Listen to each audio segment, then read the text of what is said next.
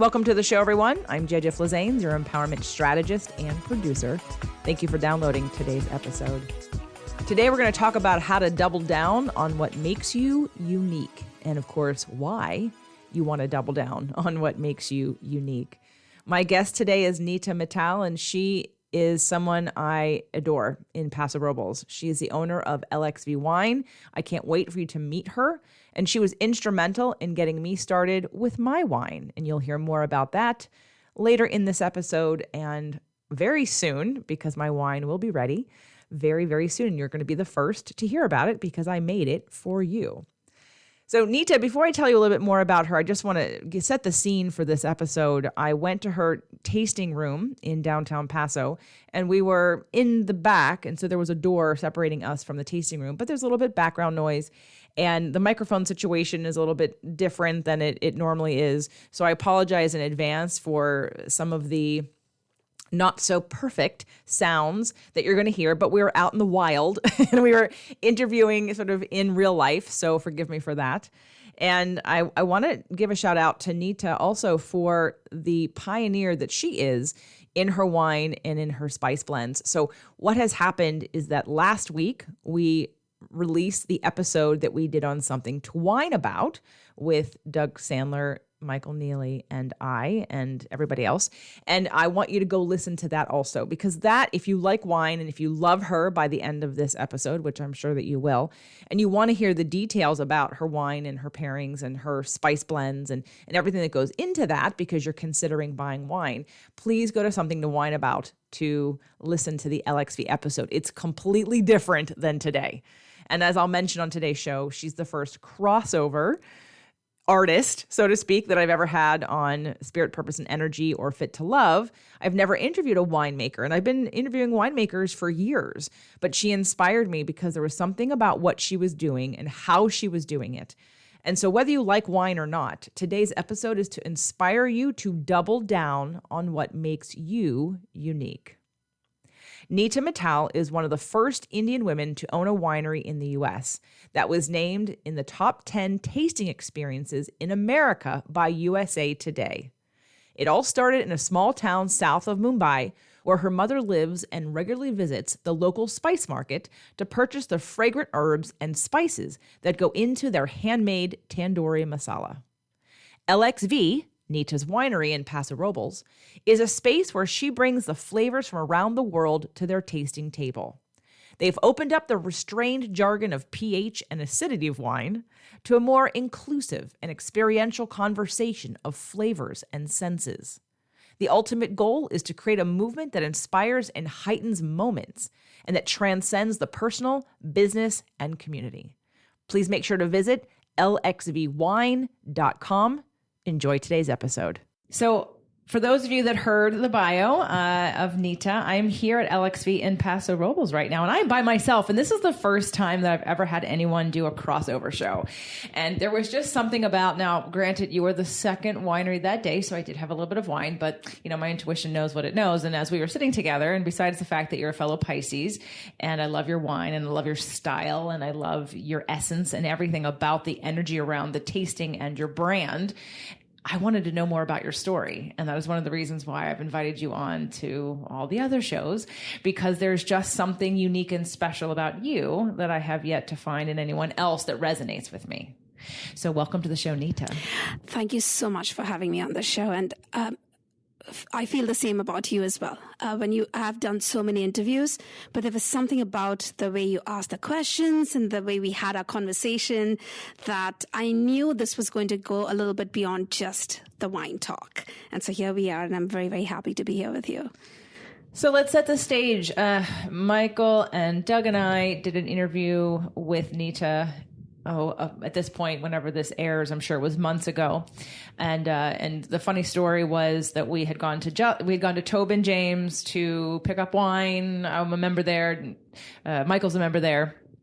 And Justin, Tobin James' son, says, "Hey, do you have time for another interview? I have a really great winery that you need to interview. My neighbor, it's beautiful, gorgeous, sexy, I think what he called it." And I said, okay. And he told you, and you contacted me, and we squeezed you in. And man, was that just just a divine timing, right, of all things coming together. Because again, the experience itself, which I hope those of you that are listening to this show will go over to something to wine about after you hear today's episode, to hear the entire tasting. While I do have wine in front of me and cheese in front of me, and I will be having some wine, you are not going to hear the details of all of the different wines, all of the grapes, all of the spices, all of the cheeses. I mean, you'll probably hear some of it, but you won't hear all of it. And I'd love for you to really get the feel of what we did that day. So please make sure to go over to Something to Wine About and download that episode from LXV.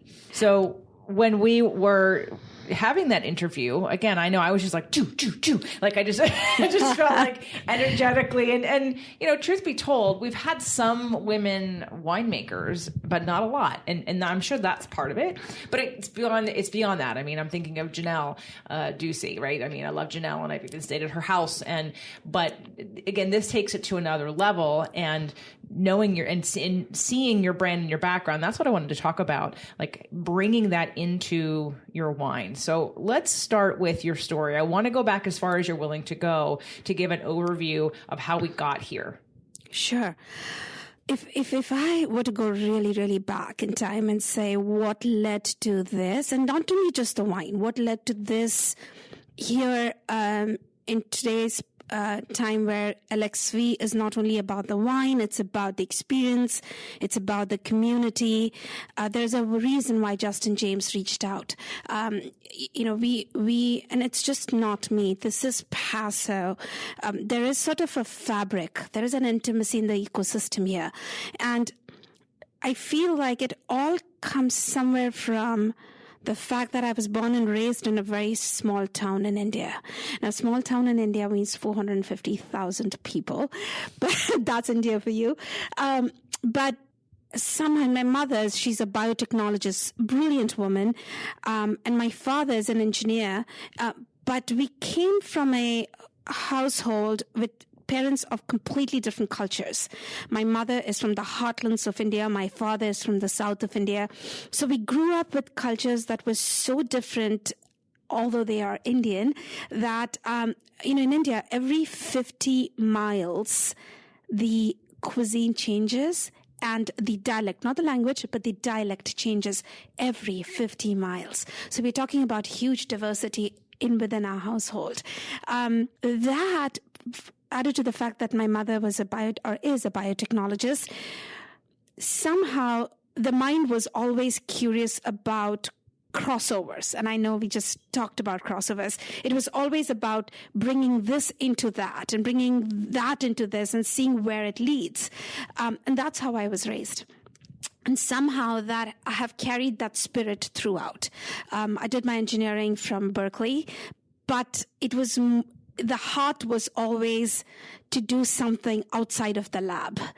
I did some filmmaking in Los Angeles because the heart was about storytelling, and we did these stories that traveled from India to the US. So we did, again, what they call crossover cinema. I'm loving how the word crossover is coming up intentionally. So, and Paso was this one gorgeous find for us. It was accidental in the sense that Kunal, my husband, is a pilot. So he landed accidentally in Paso. It's a long story. But when we found it, there was something very special. It felt like India. There is this, as I was saying, there is an intimacy here between people and the earth. And we knew we wanted to be here. We just didn't know what role we would play in this community. And wine became, honestly, a way to be a part of the community here. You know, you've been coming here for a long time. There is something about being on that side of the table where you get to know the winemakers, you talk to them. But when you're on my side of the table, you get to really understand the intent behind what they do. And that is so beautiful. And that's Paso. You know, you talked about Janelle Ducey. That is like a legacy. That's a heritage. There are people like us who are brand new, and we bring a very different intent to the wine industry. So I think my entire journey has been that sort of figuring out, okay, this is who we are, and then this is the present that we are in? How do we live this present without losing who we are? And that's been my entire journey. So LXV was sort of crafted and it was cultured and cultivated in that sense. Is when we created LXV, Paso is actually a Rhone wine region. So by Rhone, I mean it's known for wines like Syrah, Grenache, Viognier, Marsanne, Roussanne, Mourvedre. But we thought, Kunal and I, we are hardcore Bordeaux people. That's the wine we like. So much earlier, we took a chance and said, we are going to be a Bordeaux house. And that's what we stuck with. Today, we are a Bordeaux house with some Sangiovese in play. But the question always was, what are we bringing to the table? You know, this is the Paso Terroir. We have a phenomenal winemaker who guides us in our winemaking. But what is Neeta in that wine? What is Kunal in that wine? And that's how the idea for spice pairing happened. Through the spices. And when I say spices, people think it's spices from India, but it's actually flavors from all over the world. And so we used these flavors as a medium for people to understand the depth and expression of wine. And so every wine at LXV gets paired with a diverse array of flavors. We go to something as, as common as lavender, but paired with a Cabernet Sauvignon, which is not done very commonly. Or we will go esoteric like coriander, or rather cilantro. We call it coriander in India, but cilantro, or nutritional yeast. So those are the things that we have played with. And I just started a series of dinners where I go to a restaurant and we do a food and wine pairing dinner, not with LXV wines. Their food, their menu, their wines. I want people to understand the beauty of complementing and contrasting tastes. That's what LXV wants to become. LXV wants to become a place where people understand the magic of what can happen when you let the wine and the flavors play with each other. And I think the way we got here is, as I said before, not forgetting who we are. Flavors is a part of who were growing up, especially, as I said, in my household. So, people ask me, what do you think got you here? Or what was the idea? And one thing I tell people is, figure out who you are, figure out what's unique about you, and then double down on it. And that's what we've done at LXV. And I think that's what makes us, I don't know if it makes us special, it makes us unique, but I know it makes us authentic. And that matters a lot to me. Okay, there are questions I have. I still want to go back, but I'm going to ask you, so what is unique about you, Neeta? Not LXV, you. For you, like, what do you know about yourself? Sure, you said absolutely. Know who you are and double down on it. So what do you know about you that you're doubling down on? For me, anything I create, for me, the reach is not important. The impact is important. So if 10 people taste what I'm doing, that's fine. So long as those 10 people leave with the feeling that something changed.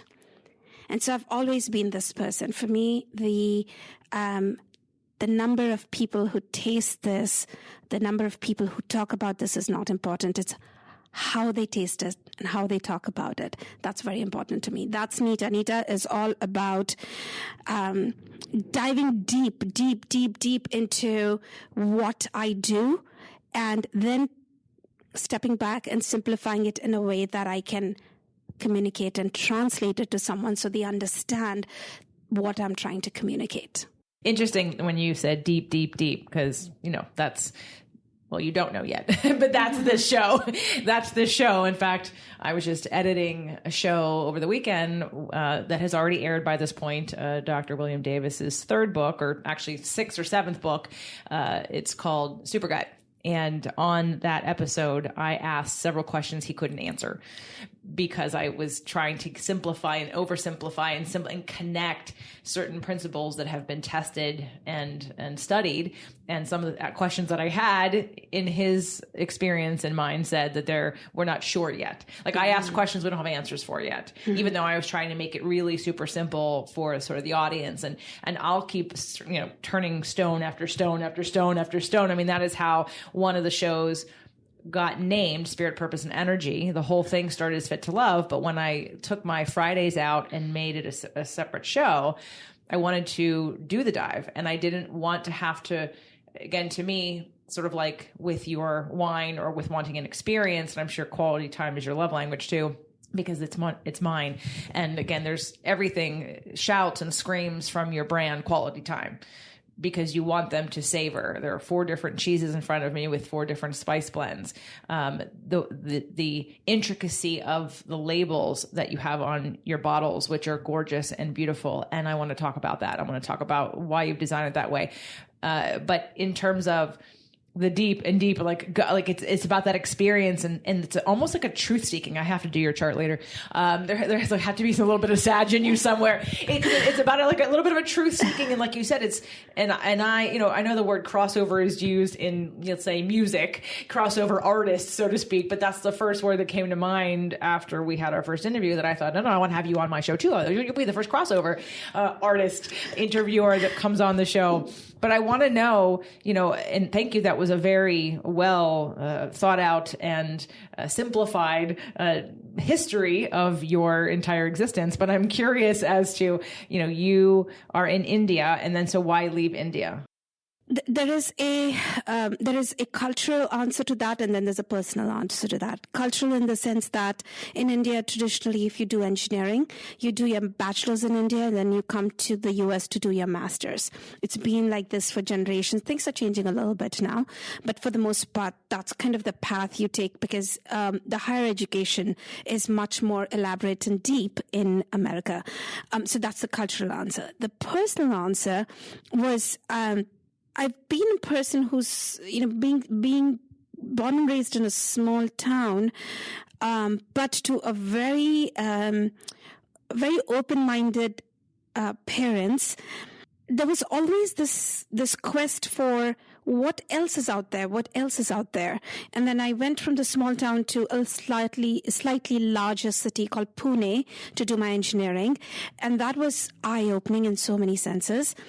And then I did my my internship in the biggest city in India, which is Mumbai. I did it at the Atomic Research Center there, called BARC, and that was an eye opener. And so what I realized is, when your environment changes, it challenges, it confirms, it reforms so many of your beliefs, and you grow. And that has always been very important to me, is I don't, even today, it's almost, it's interesting. I went from a small town to a slightly larger city, to Mumbai, to then San Francisco, and then back to a small town in Paso. And some people say it's full circle. I'm like, I hope it's not. I don't want this to be the definition of my beliefs and my understanding of the world. I now want to move to a bigger city and take everything that I have accumulated over the years and say, how does that now stand in a city like London? The dream is to move to London in 5 years and have sort of a bicontinental existence. And so I want to do that. And so that, I think that had something to do with it, is not being comfortable with my views on everything and saying, can I change the environment to challenge those beliefs? Why London? London has my heart. London and then the Margaux region of Bordeaux, those two places have my heart. London because it's culturally so diverse. It's so vibrant culturally. That's what I love about London. Every street is different. Every person you see on the subway is different. On the tube, I'm forgetting what they call it. But London stimulates you like no other city, in my opinion. So hence London. Interesting. Okay. Now can we blend this into, so I hear very strongly your beliefs about growth, learning, what I'm going to call expanding and evolving. And, you know, in my language, law of attraction, it's about expansion. And a person is always expanding. And even if someone thinks that they're not, it's just you're expanding, you're releasing resistance and you're expanding your consciousness. And so we're either always growing or we're stagnant and kind of dying because you can't stop growth. Like we all know that the one constant is change. People change. Children coming in now are a lot more advanced, you know, right away than they were when we were, right? And our parents were, because the speed at which our consciousness is growing is much faster now. And that momentum is going to continue. And it's whether we want to keep up with it or not. And if we don't, then we become old and crunchy and don't want things to change. And that's where people get stuck. So I can hear your desire to stay in the current and to stay in the truth of evolution and not necessarily be on the cutting edge of having to be first, but being in the front with everybody else who's the seeking of it. Like, what is next? What is next? How do we make this better? How do we take the best parts of this and continue with it? So now religiously or spiritually, or because let's talk about your label, because that's to me what I kind of talk about, the labels and your anything that is connected to a spiritual belief or practice that you have brought into LXV. Just to talk about the beliefs that Kunal, my husband, and I have. We are both we're not religious at all. Neither one of us is. To call us spiritually inclined, I think, would be making it up a little bit. But I think where our spirituality, if I were to include it as spirituality, comes into play is our attitude towards life. Kunal and I have always believed in, and thank God I have a partner who, believes in that concept of doubling down on something of who we are. And I think our journey has been always in seeking ways to create something that makes an impact. And if that's spirituality, then that's spirituality. We don't, we're not much into meditation or chanting, although I envy people who are, because it's a part of the culture that I come from. So many of the beautiful spiritual practices have their origin in India. And honestly, I would love for a structured spirituality. And I know there's no such thing, but something where I start making these practices a part of me. But until I have the discipline to do that, I find that spirituality in growing the grapes, and then knowing that I'm going to do everything in my power to not let a single pesticide find its way into my vineyard. Or, we just planted a beautiful olive grove, and there were few trees that they were discarded on the side, and they said, these are not good. And I said, no, you cannot make that call. So we took those trees and we actually planted them around a tank that we have and said, let's give them a chance and see where it goes. And the guy said, well, we'll have to charge you for those. I'm like, that's fine. The point is not always about success of something or failure of something. The point is, are we doing the right thing? And that's what Kunal and I have always believed in. And I think that's our spiritual practice in some sense. Are we always successful at it? No. We've had major failures trying to do the right thing, and I think that's fine. So long as you're trying to do the right thing, even if you fail massively, it doesn't matter, because somehow you sleep better, no matter if you fail or don't. And I think that's the philosophy of LXV. So when we started LXV, the search has always been, who is this? Like, where is Neeta and Kunal in this picture? And so LXV was born out of the 64 sutras that define the Indian culture. So the Indian culture in the Vedas, it is divided into these 64 aphorisms or arts: the art of music, language, architecture, feng shui, dance, recital. So when you hear people saying India has a very rich culture, it's some aspect of that they are talking about. So for us, I've always had an artistic inkling in me, I guess. I'm a dancer, a classical Indian dancer. So I didn't want to let go of that part of me. And, then I went on to make a couple of movies. So storytelling, I wanted that to weave in, but also a story that's genuine to us. So hence LXV, it's inspired by the 64 sutras, and the story of our wine is the 65th sutra. But talking about going deeper, for me, it's even deeper. For me, you being here in front of me, JJ, and enjoying my glass of wine, to me, this moment, you are the 65th sutra. You are LXV.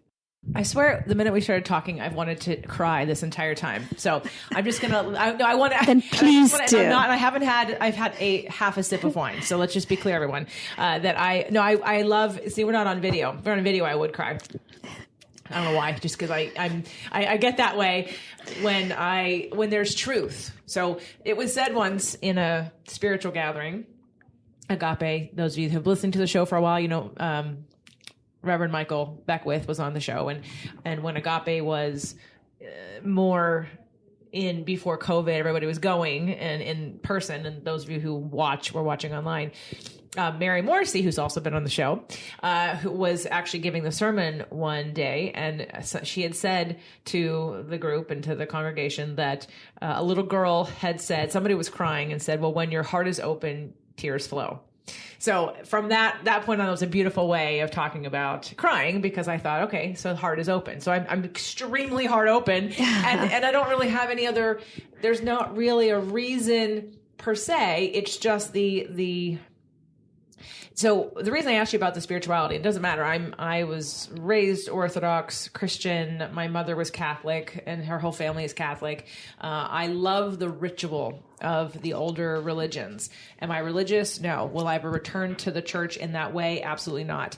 But I have evolved. But I always appreciated the ritual. I appreciated the priest with the gold or the beautiful. What do I want to say? It's a very Indian culture. I mean, I had a bindi on at my wedding. Oh, wow. Okay? So, and when I get married again, I will have another one. But there are and I actually had Indian saris as my tablecloths. I'm like, as table decorations, not tablecloths, but table decorations. So promise me which I know you will be married soon, let's host a henna party for you. Oh my God. That would be so cool. Because the significance of that is so beautiful. Well, the henna thing, I know there's nothing to do with the show, but to get you excited about it. So the thing about henna, the reason they put the henna on the bride, the culture is that once the henna is on her hand, she is special. You don't ask her to do any work. This is her time now. It marks the beginning of her time. And and the henna, the ones that you traditionally use in India, it lasts on your hand for a few weeks. And so it's a thing to say, this is a special time in her life. So as long as the henna is on her hand, she's not expected. She's to be treated like a princess. So I think the significance of it is beautiful. Well, I love all of the adorning. Adorning that happens, the ritual of it. I mean, I love ritual. And that's why being in a sort of older church that is, again, dates back. We're looking at Catholicism and Orthodoxy as being around the same time. Great Schism of 1054. Anyway, I did study my Christianity and my Judaism as I was trying to decide if this religion I was born into was one I wanted to stay in, because I questioned everything. I questioned, why does that church drink grape juice? Why are we drinking wine? Why do they have crackers? Why do we have bread? Why do we fast? Why don't they fast? I don't understand what the rules are. Why do we have the rules? So like you, and I do believe that people want structure in order to show up in a certain way that gives it that, like, I remember my mother saying, you never wear jeans to church. Well, at least when you were Catholic, and probably also being Orthodox. And I thought, well, why is that? Or you don't cross your legs in church. Well, that one might be weird. But the whole jeans thing was more, I think, of it's a special day. It's a special reverence. It's an experience. And I think that underneath all of the rules and even the belief systems, the through line for all of what we're talking about, like you were talking about, like, I feel your spirituality. I'm sitting here crying. For what reason? I don't know. For the heart connection. But it's that essence is what the spiritual part is. And, you brought up this whole thing about these rituals. any ritual in any religion, there are two ways to look at it. You can look at it as a skeptic, or you can look at it as an opportunity to understand something in depth.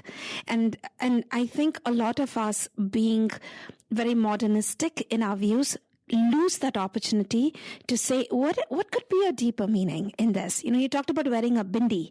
Indian women don't wear bindis anymore. It's considered to be very not modern to wear bindi anymore. I don't wear a bindi, but the whole idea of a bindi was a woman was supposed to wear a bindi every single day, because every time you touch that part of your forehead, you're activating this nerve, this chakra that opens up the consciousness, or for those who are medically inclined, it actually is a nerve that goes directly to your heart. And so that's what you're doing. There's a scientific reason behind it. In India, we touch people's feet. Older people, we touch their feet. You don't see that much in Indian culture anymore because it's considered to be archaic. But the reason we did that was when you touch somebody's feet, you are bending down. There's blood rushing to your brain. And, by gravity, blood does not go to your brain all the time. So that's the whole idea, is to have that rush of brain and revitalize your brain. We do yoga for that too. We do the downward dog for that, to get that blood into our brain. So that's the thing, is to always have, as you said, have an open heart about everything. There is no right or wrong. There are some wrongs, of course, in every structured religion. But apart from them, most of our rituals, if you really look into the depth of it, there is something beautiful there, something to be taken away. Well, I think it's the intentionality. Yes. So at my wedding shower, first one anyway, I don't know that I'll have another one. My first wedding shower. We'll work on him. Okay.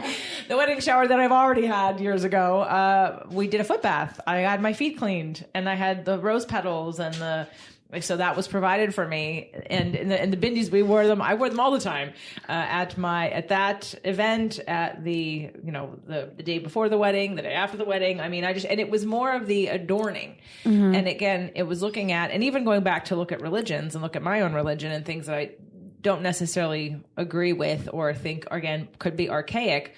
What I really love about, if you ignore that, if you go underneath that, I have a musical theater background, and one of the things that I remember being taught in school was that witches, that the church burned witches. And I remember, because at that time there were a lot of people who weren't very religious or felt shunned by religion. So they didn't like religion because they felt excluded, whether they be homosexual or they didn't like the policies, or because the rituals felt too tight, too non-inclusive, very exclusive. Well, for me, I'm the one standing up saying, hold on, the church didn't burn women and thought they were witches. The people running the church, like the essence of this is love. In every culture, I think it's about the love, the acknowledgement, the acknowledgement of something either greater than we are, whatever you may call it. And it could be that it's not even in the sky, so to speak. Like you were talking about the trees and wanting to plant them and give them a chance and not discarding them, like that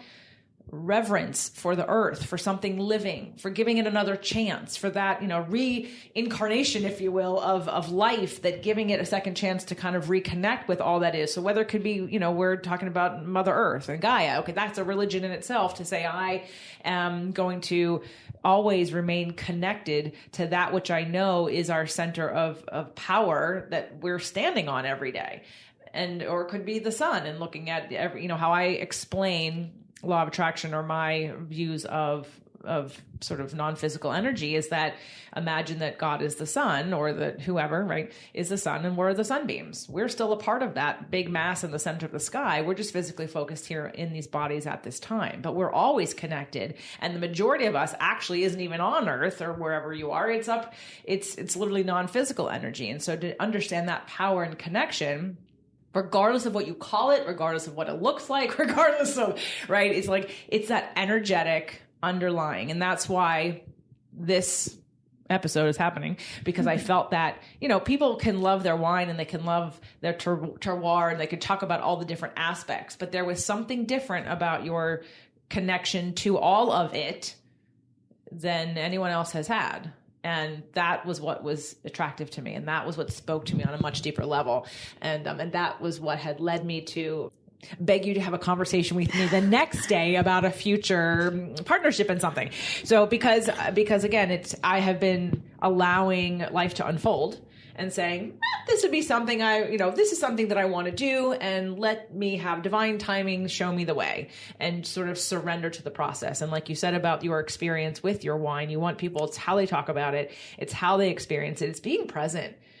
It's being present to even, we live in a society, no matter where you are in the world, with technology 24/7, the ability to disconnect at every turn, the ability to be overwhelmed and to numb ourselves in some way. And while wine can numb you, your experience with this is not, and anybody who's wine tasting is not wanting you to numb. In fact, they're wanting you to be present. Too much wine can make you numb, but being present with you can't drink and taste wine and taste flavors if you're not in your body, in the moment, present with what's happening in your physiology. And that, I think, is one of the reasons I love these experiences. But it's really, because some people who don't drink would say, oh, it's alcohol, and and it makes you kind of, you might lose some of your inhibitions and therefore get into this state. And I'm like, okay, yeah, that's one aspect. But also, in order for me to pick up on all of the different complexities that wine offers, from what was it in? Was it in concrete? Was it in oak? Was it in stainless steel? What's the grape? How much stem and seeds do we have in here? How long did this sit in the juice? All of the different, and then adding your food and flavors, you have to be present to even pick up on any of that. It's like another level of consciousness. I could not agree more. And this is beautiful that you said, because think about everything that we do as an experience for work or for pleasure. Either we are internalizing it or we are projecting. Wine is one of those very few things that you almost disassociate with everything around you for that one moment.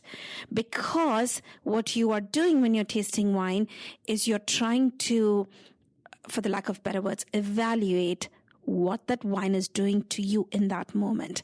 And so you have to. There's no other way to do it than disassociate yourself. And when in that moment, when you stick your nose in the glass and you get that whiff of vanilla or cinnamon or berries, it almost always is attached to a memory. And anytime you are tasting wine, you're subconsciously tapping into memories, which is a phenomenal way to experience something. So wine to me is, it's interesting. They have started doing this research about Alzheimer's. And, they train you nowadays where they say, if you have any predisposition to it, you should start training yourself to do things across the brain. So brush with your left hand, take a different car out, and things like that, make stuff that you don't do a hobby, puzzles. Learn a language. Exactly. And they're saying wine tasting is something that's going to be interesting because it builds these neuron bridges, because every time you're smelling and tasting wine, you're tapping into some memory, which is very, very interesting. I love it. All right. There's another reason to have wine, everybody. Because I definitely have reasons for everything I consume, and all of the potential benefits of it that, in my mind, not necessarily outweigh or at least neutralize or balance any potential negatives that you'd be coming from it. So, all right. So we're here, and we have this goal of, in 5 years, you want to be doing bicontinental business. What does that look like for you? And I know you said it's not about the number of people who, although I will tell you that after we left you, because obviously that was my first time meeting you, first time hearing about your wine, first time tasting. And I'm on your Instagram channel, and I'm seeing all the press that you're doing and people just going crazy about your wine. I'm like, oh my God, she's going to explode really soon. It's going to be out of her hands. Thank you. Amen. Amen, sister. Well, I mean, you already can't keep up with, what people who want what you have, correct? So we're 100% direct to consumer right now. We do not do any wholesale at all. We just cannot. We sell out of everything that we make. But it's interesting. The bicontinental, the way it would look for me is we want to be in Paso, because I almost feel like I have found my home in Paso. But at the same time, I want to take this expression that we have created with the wine, the spices, and this whole pairing experience to an audience that will experience it in a very different dimension. When people come to Paso, they come to taste wine. But when I take this out to a city like London, these are people who are foodies. So it's my intention there is to introduce this in a completely different paradigm. The biggest, and I'm putting it out in the universe because I believe in that, the dream is to have a culinary school that only focuses on food and wine pairings, not to train chefs, not to make sommeliers, but to actually connect the two dots and say, this is how we can educate you, we can inform you to make that connection between food and wine. And I want to create that culinary school. Where? London would be perfect, wouldn't it? Well, and I don't think of London as a foodie town. Oh my God, I've only been once. I'm the Greece and Italy girl, right, for food and wine experiences. And my one very short stay in London did not result in, an amazing food and wine experience. Girls trip to London. I'll tell you, it will blow your mind. There are a lot of, because of colonization, which is not a very nice history of England, a lot of people from different parts of the world that were colonized have found their homes in London. And then there is also the fact that it's a financial capital, and that also brings in a lot of this diverse cultures in there, and also the fact that geographically it's kind of in the center between America and the rest of the world. So all that makes it very strategically diverse and culinarily very, very inclined. And so I think London and New York. I'm sitting here as a fellow New Yorker. Yes, absolutely. Thinking, why not New York? No, absolutely. London, New York, Hong Kong. To me, these are the three sort of the culinary capitals of the world. When I say culinary capital, you talk about Paris. I mean, that's French. Yes. I'm talking about just diverse. And one of the things, just talking about, since we're getting into this topic, we are so much inclined towards thinking about the classic. We think about food and wine pairings for the French cuisine and the Italian cuisine. And the reason why is because that's been traditional, right? That's what we've been doing all these years. But when we pair, when you have this experience with Italian food or French food pairings, a lot is neglected about the influence of flavors from all over the world. But if you think about Indian food is layered and layered. It's a very complex cuisine where people say, oh, it's difficult to pair Indian food. Yes, it is if you pair it with how you would do French cuisine. If you pair Indian food with a Bordeaux, chances are it's not going to pair. So the beauty of Indian food or Filipino food or Chinese food is Ethiopian food it's challenging the traditional Bordeaux or Burgundy or Rhone and saying orange semi-sparkling wine from Greece or a white Sangiovese that LXV makes. Isn't that more interesting? To me, that's interesting. You won't find a French cuisine seeking an orange sparkling wine from Greece. A French cuisine would probably go deeper into what is the best Burgundy. Can I get a Romani Conti on here? And there's beauty to that too. But I think there is this amazing exploration that needs to happen with all these other cuisines that I feel will have beautiful canvas to pair wines that are not the center stage, like your Bordeaux and Burgundies. But thank God to the consumer too.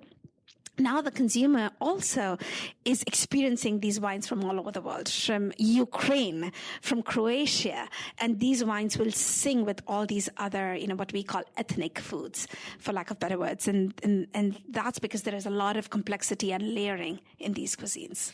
I don't know if I told you when I was here last time, one of my clients, he's since passed, he owned, I think it was Champion, like Viking ranges, lives in Palos Verdes, and well, he's passed, but he and his wife wrote an Indian cookbook. And I was working with him when I was a personal trainer, but when I went with her, she and I did an exchange. So she taught me how to make my own homemade curries, right? Because most people, especially white people, think that curry is a spice. I'm like, no, curry is a blend of spices. So every curry is going to be different. Yes. And if you just turn the bottle over, and look at the different colors, and that no two that you buy are the same. But literally, ground the ginger and the onion and the garlic, and we put the ghee, and we, sauteed that. Then we added the rest of the things to it, and all the different spices and foods. And I love Indian food. And Doug before me thought, oh no, I don't do spicy. Now he orders the hot version. What's interesting is chilies did not come to India until probably in the last couple of centuries. India did not have chilies. They were brought in, I want to say, by the Spanish, maybe by the Spanish, and I forget my history there. But a couple of centuries back, India did not have chilies. Our spice came from the warm spices like cinnamon, nutmeg, ginger, coriander, cardamom, saffron. That's where our flavors and spices came from. The whole chili impact happened much later. So if you now follow chefs who are traditionalists and go into the history of Indian cuisine, you will see the innocence of Indian cuisine. Indian cuisine is actually very innocent. Well, you mentioned that every 50 miles in India is a different culture and cuisine. Yes. So in Ojai, a Burmese restaurant just opened up, and we love it. That's fantastic. My first tea leaf salad. The food is amazing, but none of it is, even their curries are very mild. They're not spicy at all. And so I would be very interested. But that was one, when you were talking about that pairing, and I want to know who's coming to this school, because when I thought about, I can pair obviously Italian food, Greek food very well with wine, and then I go Indian, what am I going to have with Indian food? What am I going to have with Thai food? That is a challenge, and that's not something that I think about.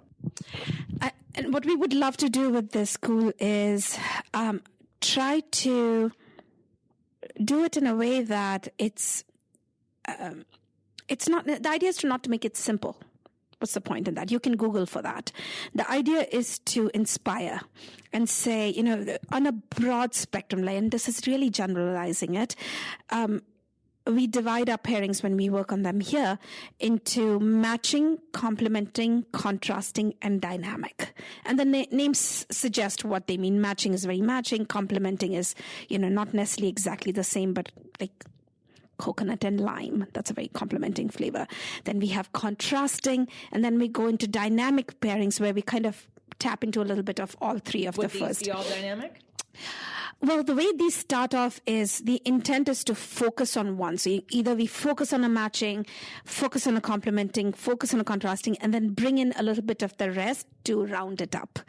But in the school, so I'm doing a dinner with a local restaurant here called Thomas Hill Organics. I love Thomas Hill. She's fantastic. Every time I eat there. Farm to table, phenomenal food. And so the idea behind that dinner, it's going to be the first of now a series of dinners that we will plan, where it's going to be their menu, their wines, and I am going to complement and contrast every menu. Every item on the menu. So if it's it's probably going to be a 4-course menu, and then everything will be complemented and contrasted, so people understand and appreciate that. The more you play with food and wine, it's not about getting it right or wrong.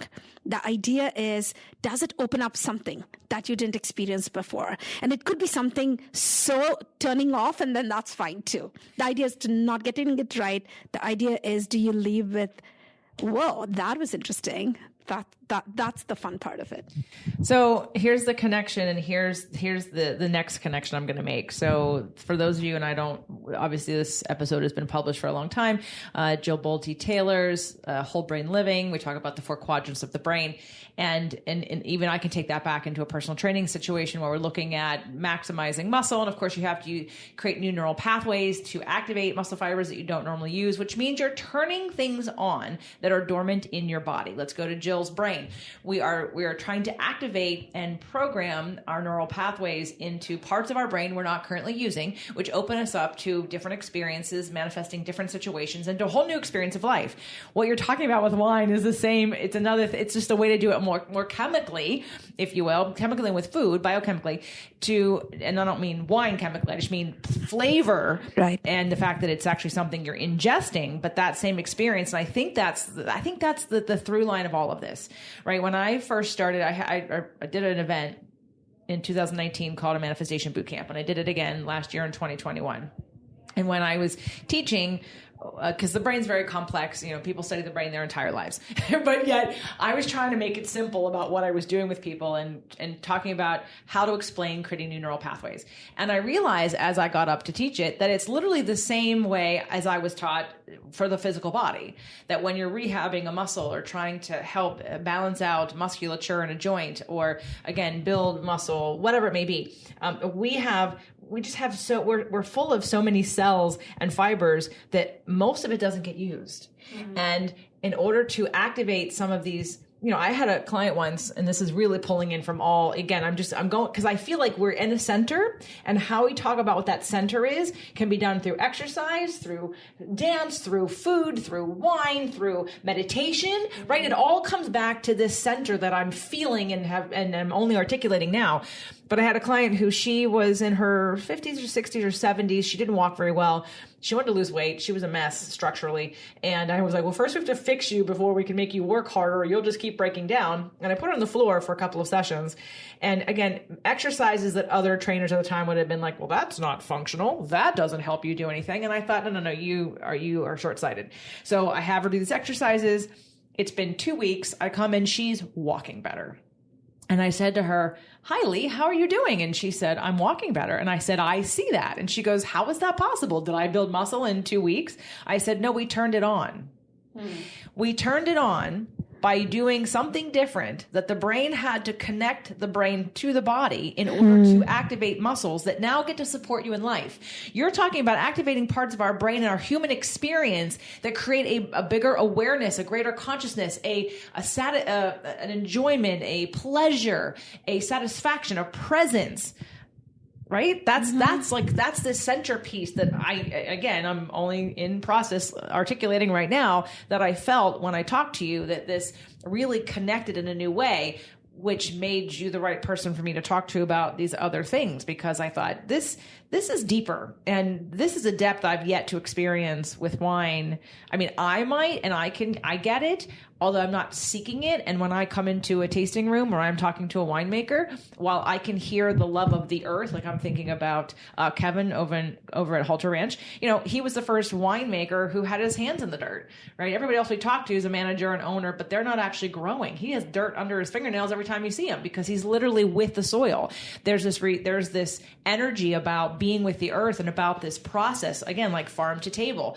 And he's a farmer. It's just that wine happens to be something people don't associate with something as basic as farming, even though it's exactly what it is. And all of the intricacies and all of the chemical and electrical reactions, just like in the brain, that have to happen in order to get a grape into a bottle, into your glass, and to have an expression that you are proud of, that you enjoy, and that creates this experience. And I mean, if nothing else, LXV has definitely, and you have really taken this experience, this human experience connected to wine in a bigger way than anyone else has even. I mean, I didn't even have that idea. I never thought I'd be interviewing somebody from the Something to Wine About podcast on my regular show, because, again, they're not necessarily different, but they have been appearing as different.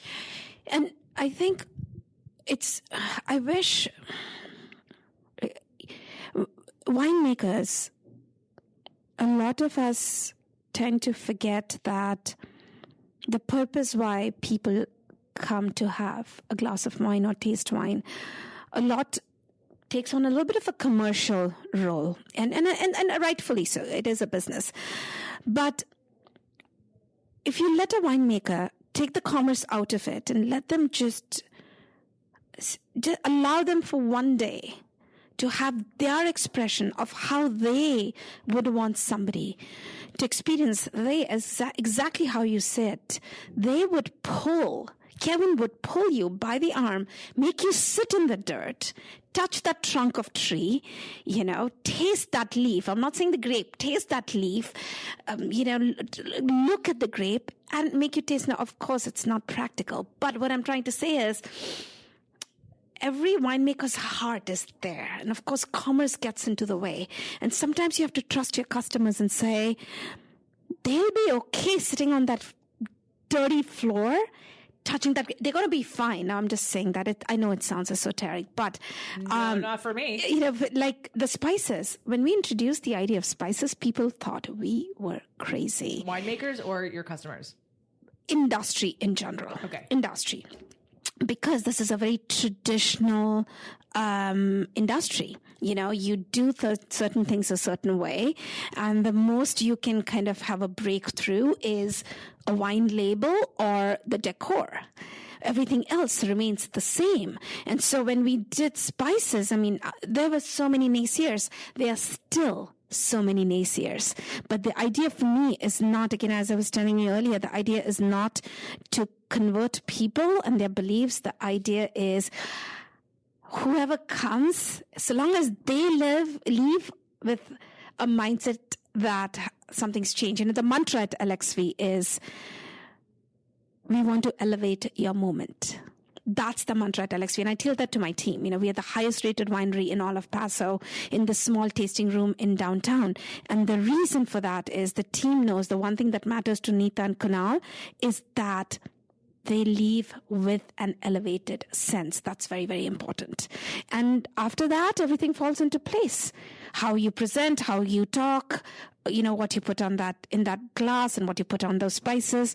Once it's very clear what is it that you want to do with what you're trying to say, everything falls in place. And I hope winemakers feel confident to say, who cares, what somebody else says? If this is how I want customers to experience my wine, that's how they're going to experience it, because a lot goes into making wine. I'm not saying that I know a lot goes into creating anything, but with wine, good God, there is nature involved in a huge degree, no control over it.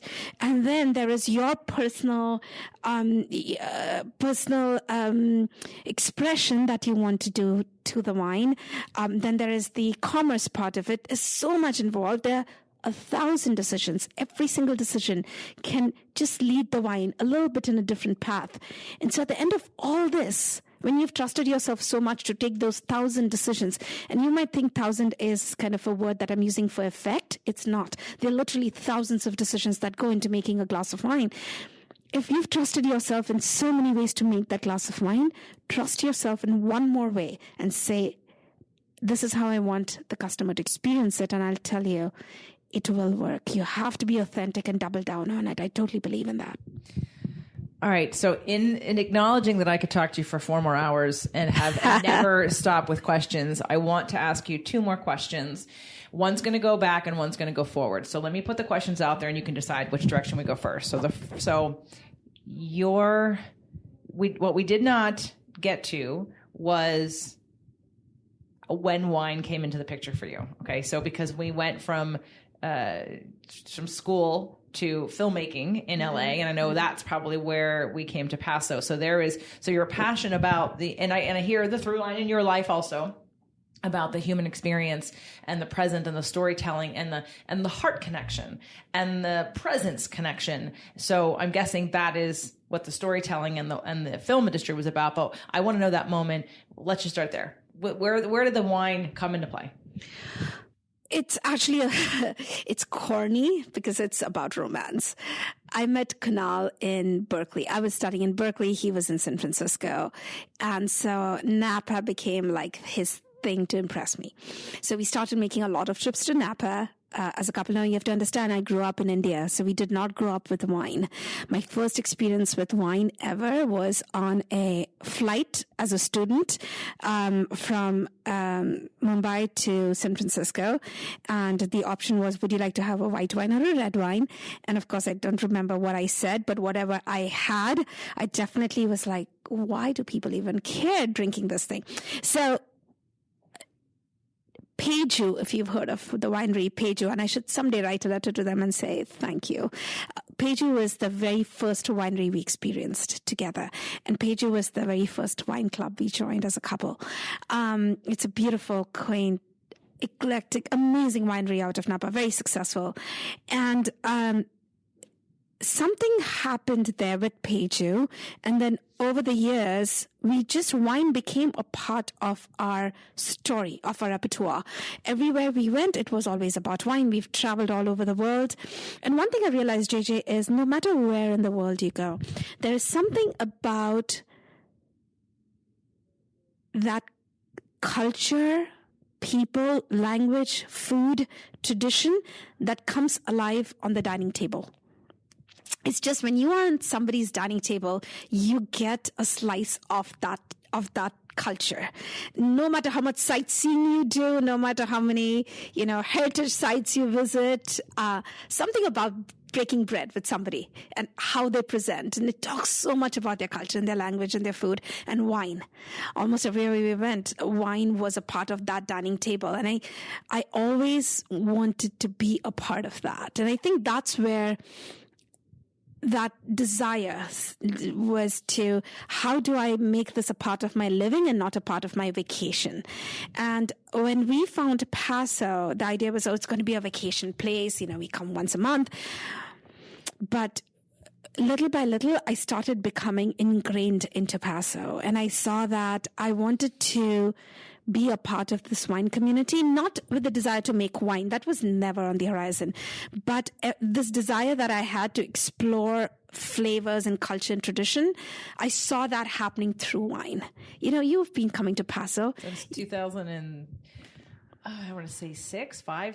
So maybe even 2004. I think I joined Justin in 2004. So it has a culture. Yes, Paso absolutely. has a culture. It's the number one. Now, again, proximity is part of it, but that we've had this place on the podcast more than anywhere else.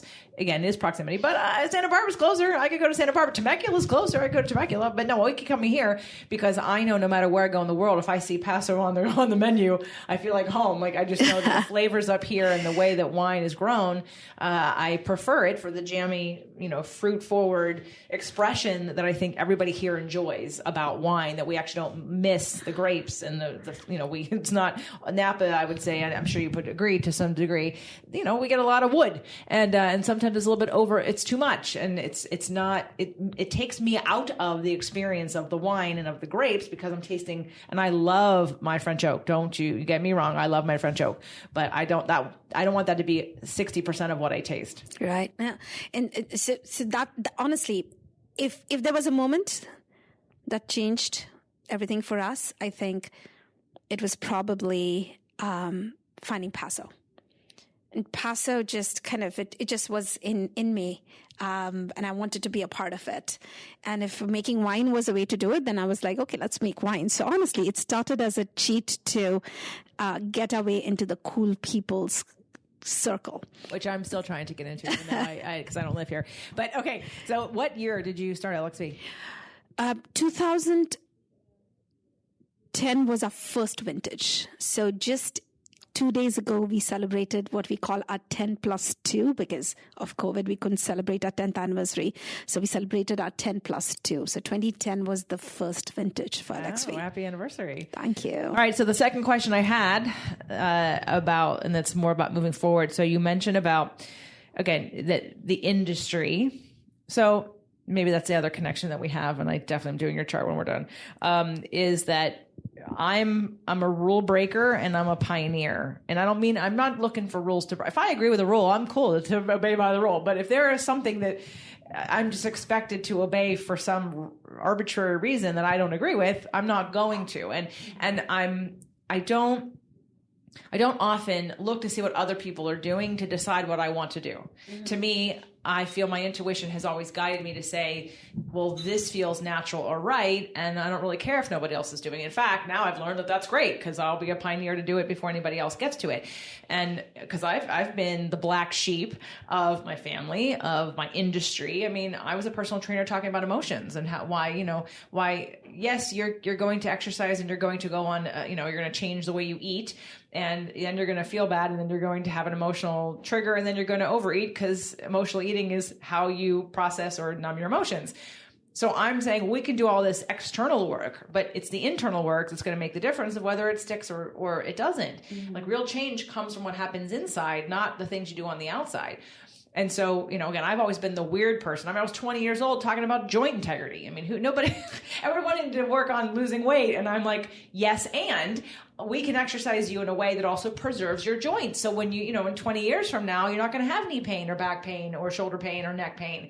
Because if you do stupid shit now with exercise, you're going to wreck your cartilage and you're not going to have it because that's your brake pads. In the future, you're going to be in pain and that's the price you're going to pay for dumb exercises you could have changed. It's the path, the goal's the same, the end result's the same, the path is different, and the path will lead you down another path that you won't like, which is going to be called pain. So again, in that way, I feel that you have broken off within an industry to say, this is what I want. I know you guys aren't necessarily on board, but I believe this is my passion, this is my purpose and why I'm doing all of this. And so in that though, do you let that stop you, or do you find that as a challenge? Are you trying to jump between both sides and sort of be, explain what you're doing, or you just head down and you just keep going and deal with your customers and do the education, brick and mortar in a way and help people experience what you want them to? It's a dance.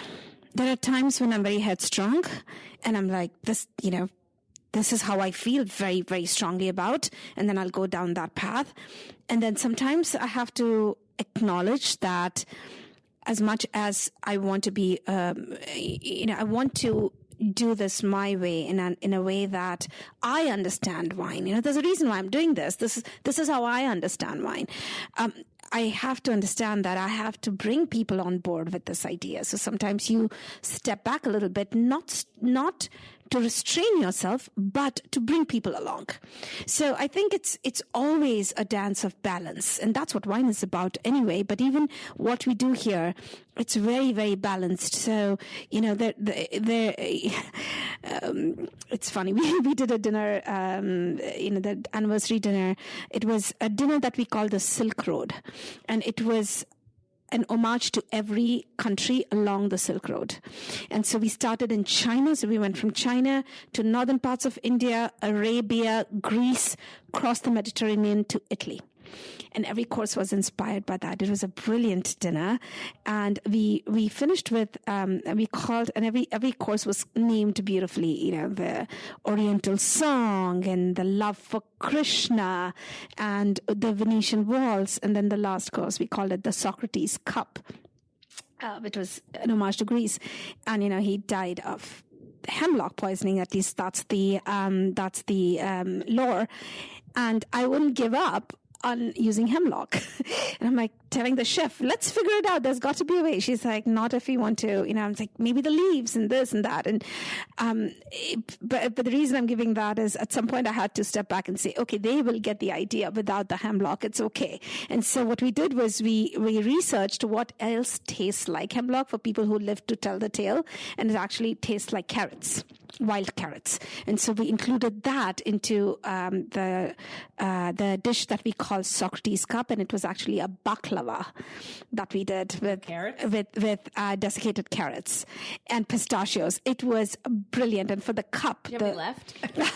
I actually do at the other end, just to rub it in. And to showcase like the broken cup, we had like white chocolate broken up, but it's always a dance. It always is a dance. As much as you want to have your way, and the way you're thinking is right, sometimes you also have to acknowledge the people around you. And that's very important to me, is understand this is not, what I'm doing is not for me. It's for people around me, and then kind of bring them along. And that's kind of been my journey. So to be honest, when we do our pairings, my team is equally involved. I'm not the one who comes up with the pairings. It's a team discussion. So we are having a pairing on Thursday. Oh my God, I should have told you should come for that pairing. It's the white Sangiovese that we are doing, which is a unique one in itself. And the entire team is going to be there. They're going to be about 200 spices laid down. It's a fun. It's like a painter, and each team member goes to town with it and comes up with ideas. Because the idea is not my expression. The idea is my vision. So long as somebody else, it's okay if somebody else comes up with the expression for it. So long as the vision is met, I'm okay with it. That's beautiful. Well, as someone who, is getting ready to explore, again, another crossover in a way, a crossover of different things into one, and how, which I think is perfect. That's perfect for me in talking about how to test it, how to market it. And I thought, well, here's what's always worked for me, and different again, because for podcasting and for what I do, when I put myself out into the world, let's say before I labeled Spirit, Purpose, and Energy, its show, and it was part of Fit to Love, Freedom Fridays was my day to just allow myself. It was my guilty pleasure day. It was, here's what's important to me. Here's what's working for me. Here's what I know to be for sure, whether you believe me or not. And I don't care. It was literally like, if you don't want to listen to this, move along, because I don't care what you think. This is for me to share with those who might be interested. I'm going to work through some things. And then from that, when I made its own show, it just went. And I was like, I had no products. I had nothing to sell anybody. I had no books. I had no free giveaways. I had nothing. I just had content that to me was for me. It was my diary at the time. I have a new one now, I put that out there, and then I just watched people who were craving that show up. And so for me, what has always worked thus far, when I was the business owner looking to serve my clients, I was asking the wrong questions, because I was coming to what they needed, not what I saw as the next level. It's like, you don't know what you don't know, but the journey's up here. The journey's not down here. And I want to attract those who see where it's going, but they're not there yet. And they know that it's within their reach. So for me, that's why I asked that question, because, as you know, my new venture is going to straddle that line of, I'm making it for me. And I know there's other people who will appreciate it like me, but I don't know whose audience it is. I don't know how to market that. I'm just going to just say, hey, if I get stuck with 600 products, then that's okay. Because I know it's what I would want. And that's all I can base it on, is my intuition of saying, I would pay for this. I want this. That excites me. And I'm going to let that lead me. And I can only imagine when you're in a community of other people doing similar things that are doing opposite things, that it can get, even though it's a very supportive community or industry. Again, I hated the fitness industry because the focus was on deprivation. The focus was on having to look a certain way, no matter how you got there. And I rejected that from the beginning. To me, the fitness and health has always been about me. It was about prevention and being proactive about building a body that would provide for me for the rest of my life, that I would never be in a wheelchair. I would never be bent over. I would never have pain. I would always be vibrant. I'd always have energy. So to me, I was a weird duck in that pond, going, I'm not like the rest of you. I'm not going to do those things because they don't feel in alignment. They don't feel connected. They feel disconnected. And that's, again, kind of what's always driven me, is to find my feeling and intuition and then sort of make sense of it as I progress forward. And I love, my first wine tasting, I don't even know when it was, but I know I wasn't probably even 21 yet. I think I was in college, and I think we went to some wineries, but I'm sure I had wine before that. I don't even know when my first wine tasting was, but I've always asked these questions. I've always been interested. I'm always curious. And of course, finding Paso was like Mecca to me, just because I love all the wines. So let's just talk about where people, so I don't want you to spoil. I really do want all of you. By this point, if you're not completely in love with her, then you just can continue on. But for the rest of you who I know are going to be, because this conversation has been so juicy, please, I want you to hear about her wines, about her spice pairings. You can buy just the spices. You can buy the wines. You can buy the whole package. She does a wine and taste. So tell people who are listening where the best place to, and is there, I think you did tell me there was sort of a wine tasting package. So, of course, there is the quintessential website, www.lxvwine.com. If you are in California, Paso is not too far away. Definitely visit Paso, if not just for LXV, for all the wineries here. Paso is a heart. It's a beautiful culture. You should definitely experience it. And within visiting Paso, if we fit into the agenda, we would love to see you. Do mention that when you make the reservation, that you heard about us on JJ's show, it'll mean a lot to us, because then we know we would take extra special care, although we always do for all our guests. And we have a virtual tasting experience. Majority, I mean, people listen to the show all over the world, in every country. So let's talk about the virtual. Absolutely. What customers, guests, wine enthusiasts experience in my tasting room is what they experience virtually. So what I send out is wine, spices, recipes, and then a Zoom call to actually walk you through how this interaction happens. We do it as small bottle formats, what we call kits, or we do it as full bottles. I always encourage people to do full bottles, and then get a few people together. We did, I think during COVID, we did almost 1,200 of those tastings. 1,200. That's amazing. It was insane. That's what kept us going through COVID. Out of which, I think I would say 75% were corporate, and then 25% were private individuals, club members.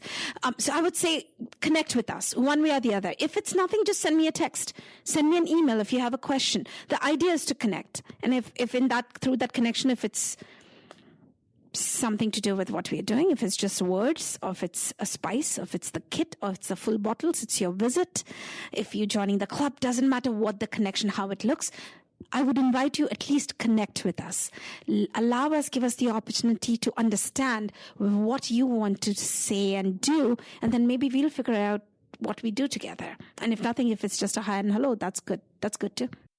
This is not the last of her, but I definitely would recommend at this point, please also bounce yourself over to Something to Wine About to listen to that tasting, so you can learn in depth about all of the amazing spices that we did taste with her beautiful wine, and this story will continue. So Neeta, it has been such a pleasure, and I'm only literally having to hold myself back from continuing to talking out of respect for the fact that you have a full day, you have a business that I'm sitting in right now. So I appreciate your time, and I know you're going to have some very interested people taking a look, and I'm going to encourage them past the look. I agree. Buy the full bottles, if not sharing it with others, because you're going to love the wine. And so the kit, I'm sure that the price probably isn't too much different between the small bottle and the regular and the big. It's really not. Right. So why not just get the full bottle, because you get to keep it and enjoy it longer. And again, have a little party and taste together. It's about the community. That's another thing I know I appreciate about you, is that, again, it's that quality time, community. And you guys know, especially those that are participating in my community, you know how much